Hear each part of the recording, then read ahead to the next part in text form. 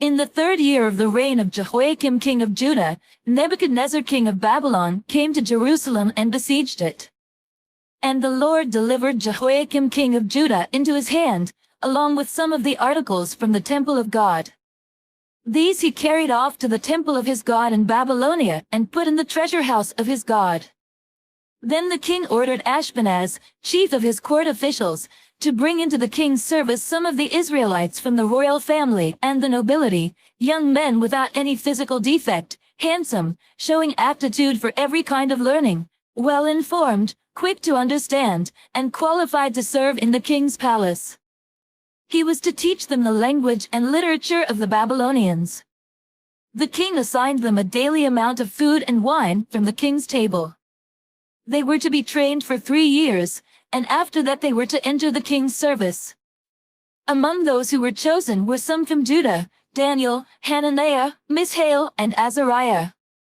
The chief official gave them new names: to Daniel, the name Belteshazzar; to Hananiah, Shadrach; to Mishael, Meshach; and to Azariah, Abednego.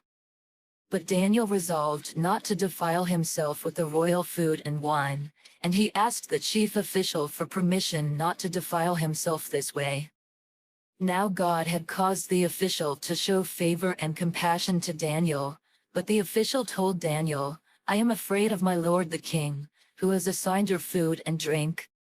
Why should he see you looking worse than the other young men your age?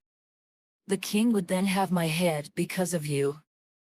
Daniel then said to the guard whom the chief official had appointed over Daniel, Hananiah, Mishael, and Azariah, "Please test your servants for 10 days, give us nothing but vegetables to eat and water to drink.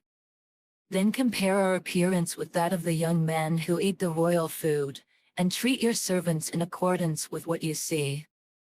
So he agreed to this and tested them for 10 days.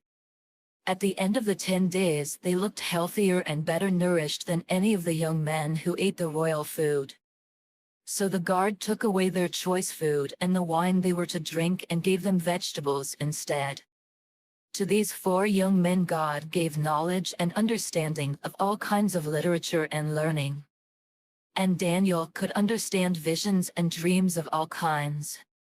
At the end of the time set by the king to bring them into his service, the chief official presented them to Nebuchadnezzar. The king talked with them, and he found none equal to Daniel, Hananiah, Mishael, and Azariah, so they entered the king's service. In every matter of wisdom and understanding about which the king questioned them, he found them 10 times better than all the magicians and enchanters in his whole kingdom. And Daniel remained there until the 1st year of King Cyrus.